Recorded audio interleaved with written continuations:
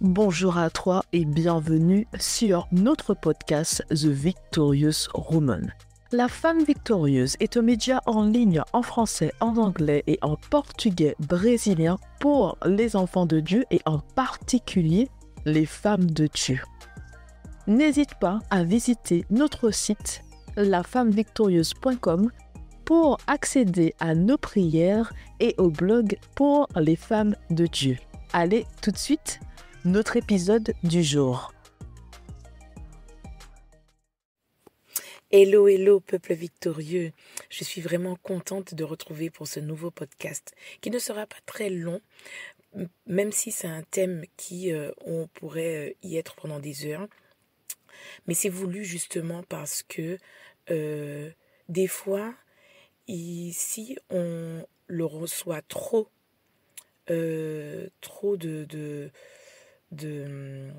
d'informations ici et là, ça nous empêche d'aller à la source pour avoir des instructions spécifiques.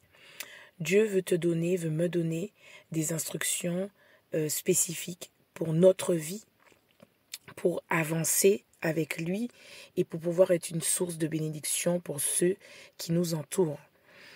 Et oui, il y a beaucoup de témoignages qui peuvent nous exhorter, la parole qui nous enseigne. Maintenant, nous sommes uniques et notre vie, notre expérience, notre éducation est unique aussi. Et ce que quelqu'un a vécu, même s'il a vécu exactement la même chose, nous ne le vivrons pas de la même façon. Nous ne tirerons pas les mêmes leçons. Tout ça pour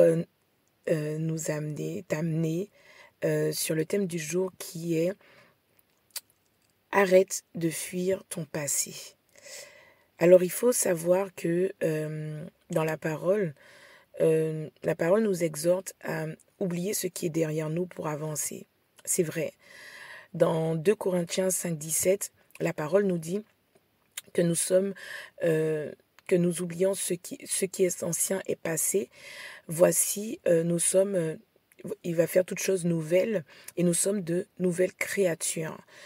Dans Ésaïe 43, verset 18, il nous dit aussi que d'oublier ce qui est passé et qui va faire toutes choses nouvelles dans notre vie. Le verset n'est pas exactement celui-ci, mais tu chercheras.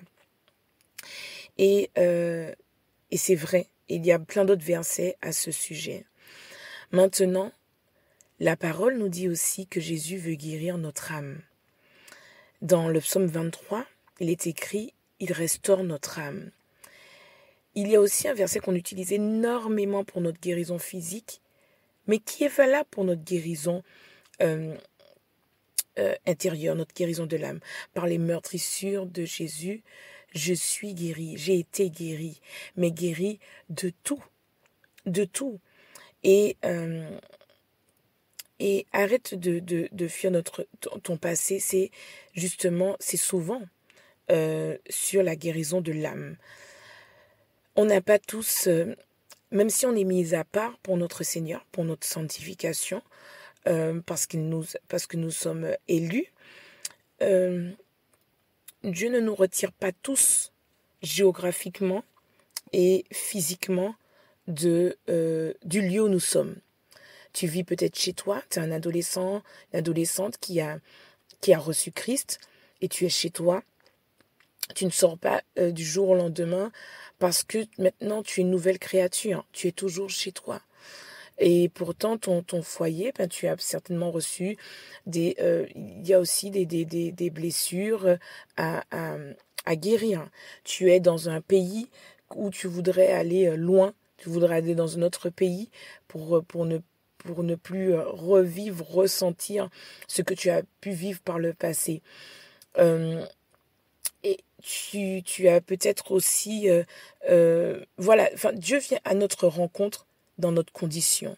Et il ne nous retire pas tous physiquement du lieu où on a pu vivre des blessures pour pouvoir nous mettre à part pour guérir. Mais ça ne veut pas dire qu'il nous a abandonnés. Ça ne veut pas dire qu'il n'en a que faire. Pas du tout. Au contraire. la plupart du temps, et c'est une vérité, il veut pouvoir nous réconcilier, nous guérir, enlever tout le pu qu'il y a dans cette plaie pour pouvoir être totalement et pleinement et parfaitement guéri, pour pouvoir justement aller de l'avant.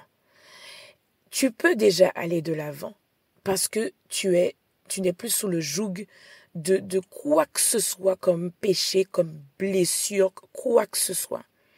Maintenant, il faudra concrétiser et matérialiser cette guérison, cette libération. Et tu ne pourras la voir que dans ton intimité avec le Seigneur. Parce que le Seigneur te donnera des instructions qui ne seront valables que pour ta vie, que dans ton cas. Et bien sûr, le Seigneur parle tantôt d'une manière, tantôt d'une autre. Ce sera dans un premier temps par sa parole, dans des temps de cœur à cœur, dans des temps de silence, dans des temps de louange, dans des temps avec quelqu'un de cher qui te partagera quelque chose auquel tu ne t'attendais pas ou tu n'avais strictement rien demandé, mais il te donnera une parole que Jésus aura mis dans son cœur à te partager.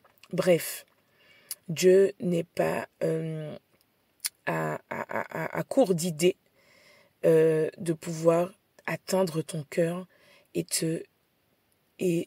pour te parler. Mais laisse-lui cette opportunité. Pas juste une fois le dimanche, pas juste une fois dans la semaine. Continuellement. Donne-lui cette opportunité d'être à son écoute pour pouvoir guérir.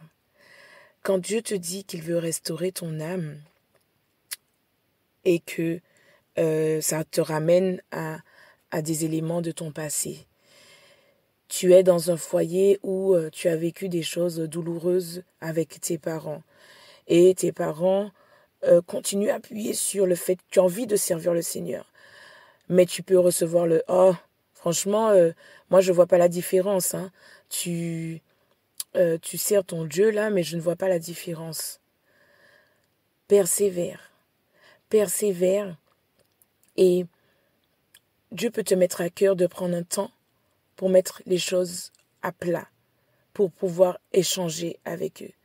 Tu me diras peut-être, je l'ai déjà fait. Il te donnera certainement une instruction pour faire autrement. Mais le tout est de pouvoir, ce sera une bataille, ce sera une guerre pour pouvoir garder ton cœur. Tu revois encore ces personnes qui t'ont blessé, même si ce n'est pas quotidiennement, des gens de ta famille, des gens de ton école, des gens d'un entourage qui soudainement veulent reprendre contact avec toi. Ne fuis pas. Ne fuis pas. Ne va pas de l'autre côté. Ne va pas à Tarsis quand Dieu veut que tu ailles à Ninive. Ne le fais pas. Parce que c'est plus à toi que ça va faire du mal qu'aux autres. Oui, je sais que c'est douloureux. Ne t'en fais pas, sache que je sais que c'est douloureux. Mais plus tu fuis, plus le malin se frotte les mains et voudra justement que ça soit encore plus douloureux. Alors que là, Dieu te donne la main et te dit, mon fils, ma fille, je sais que c'est douloureux, mais fais-moi confiance. Dans l'ombre de la vallée de la mort, ne crains pas, car je suis avec toi. Celui qui demeure sous l'abri du Très-Haut repose à l'ombre du Tout-Puissant. Jésus veut te dire aujourd'hui, demeure en moi et tu reposeras à l'ombre du Tout-Puissant. Demeure en moi, ça veut dire continue de ruminer la parole. Ne crains pas. Ne crains pas le fait que ça puisse être douloureux. Tu sais, quand tu as une plaie, mais vraiment une plaie qui fait super mal. Ne mets pas le pansement qui te... Des fois, il te faudra un pansement. Mais moi, je te parle d'une plaie bien spécifique. Une plaie où il y a du pu. Mais tu sens que ça fait mal à l'intérieur et tu ne dois pas mettre un pansement parce que le pu doit être dégagé. Ne mets pas le pansement de « je n'ai pas vu ». Ne mets pas le pansement de « oh, Dieu m'a dit de les aimer, je les aime hein. ». Mais au fond de toi, tu sens que ça passe pas du tout. À la vue de la tête de ces gens, ça ne passe pas. Ne mets pas ce pansement. Par contre, laisse le Seigneur enlever tout ce pu. Ce pu, ce sont ses larmes. Ce pu, c'est ce que tu as à dire avec le Saint-Esprit. Ce pu, c'est le fait d'aller à la source avec Dieu et de comprendre pourquoi ça t'a fait aussi mal. Ça peut être une situation tellement simple, hein, mais à toi, ça t'a fait mal. Là, c'est pas passé. Et tu ne comprends pas pourquoi. Tu n'as même pas envie de savoir pourquoi. Parce que tu te dis, mais non, je suis une nouvelle créature. C'est bon, on passe à autre chose. Ça me fatigue en plus de ressasser tout le temps la même chose.